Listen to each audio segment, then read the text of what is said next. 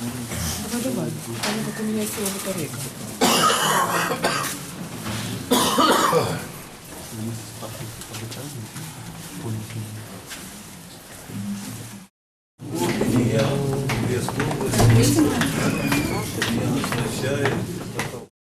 Можно?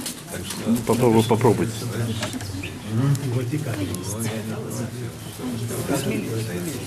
Давайте пока что люди задержаны находятся. Жена пришла мужа покормить. Они накормлены, плохо они там не сидели без еды. Вы говорите, что с ресторана привозим еду.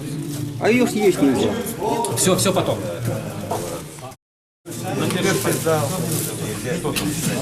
Все? Осудили уже?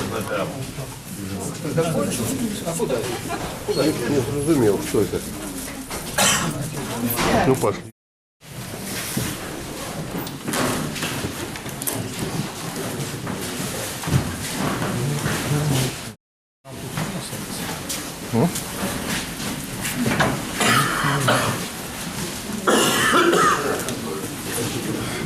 Тут гостей много. Держіть Білорусь. Будьте народи. Дякую велике, що прийшли підтримають. Слава героям! Живе Білорусь! Вечно. Боже, я думав, вже все, заніпало. Ні, не можемо. Не можемо гати режим.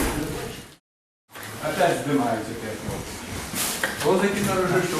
З Белсата? Чи можна задати питання? А мы тогда...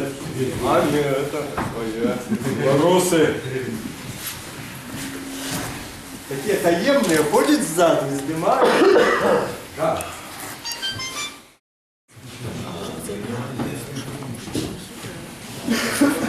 Всех, кстати.